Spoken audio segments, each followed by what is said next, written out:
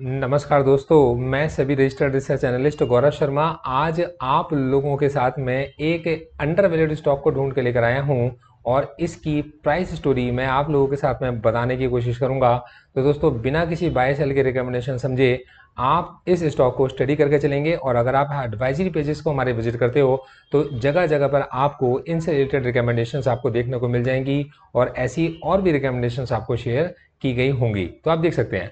देखो दोस्तों, इस समय पर अगर आप देख के चलते हैं एयू स्मॉल फाइनेंस बैंक को, तो एयू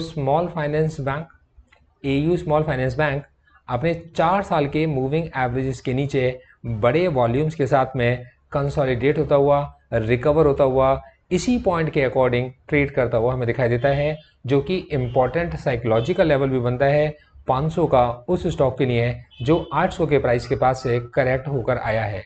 तो 800 से इसकी जो करेक्शन है, पहले भी ऐसी बड़ी करेक्शन दिखा चुका है और फिर ये स्टॉक उसके बाद रिकवर हो जाता है और अब इस स्टॉक ने जो बड़ी करेक्शन दिखाई एक बड़े कंसोलिडेशन के बाद में, हम इस तरीके के जब भी पैटर्न्स मार्केट के अंदर बनते हैं तो हम इनको बोलते हैं शेकआउट पैटर्न्स बोलते हैं या इसको अबेंडन बेबी पैटर्न्स बोलते हैं, जिसमें स्टॉक के अंदर प्राइस में कंसोलिडेशन के बाद एक गैप डाउन होने शुरू होते हैं और फिर स्टॉक के पास वापस से एक स्टॉक में रिकवरी आनी शुरू होती है। तो दोस्तों, 500 रुपीज के प्राइस के पास 525 के प्राइस पर ये स्टॉक हमारे को देखने को मिल रहा है।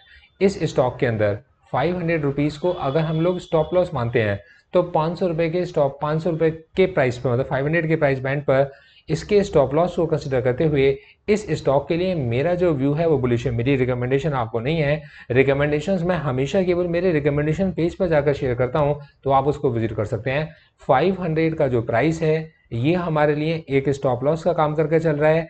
एज पर इस डेटा के क्या उस जगह पर ये प्राइस इससे भी ज़्यादा नीचे गिर सकता है? तो मैं आपसे कह सकता हूँ कि ये जो बड़ी कंसोलिडेशन की जोन है ये तभी बनती है जब डील्स बड़ी हो रही हो और इस जगह पर कोई भी प्राइस कभी भी देखने को मिल सकता है। मतलब ये कि अगर ये बाइंग समझ में आती है, जैसे कि अगर आप इस कैंडल को अगर आप देखने की कोशिश करेंगे तो ये बुलिश पियर्सिंग कैंडल है। इस कैंडल को अगर आप देखने की कोशिश करेंगे तो ये बुलिश पियर्सिंग कैंडल है और ये दोनों बुलिश पियर्सिंग कैंडल्स मार्केट में इसके एक बुलिश मूव को इंडिकेट करने की कोशिश करते हैं। एक मिनट। तो मेरी एक्सपेक्टेशन मार्केट में इस स्टॉक को लेकर अभी थोड़ी सी बुलिश है। बहरहाल आप लोगों का किस तरीके का व्यू बनता है इस स्टॉक के लिए और आप कैसा सोच के चलते हैं इस स्टॉक को, और मेरा इस स्टॉक का सिलेक्शन आप लोगों को कैसा चला, मैं चाहूंगा कमेंट बॉक्स में जरूर बता के जाइएगा। Thank you so much. All the best. Investment in securities market are subject to market risk. Read all the related documents carefully before investing.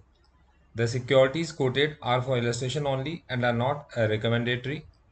Registration granted by SEBI, membership of BASL in case of investment advisors, and certification from NISM in no way guarantee performance of the intermediary or provide any assurance of returns to investors. All disclaimers can be read on gauravsir.in। आप सभी disclaimers को gauravsir.in website पर read कर सकते हैं।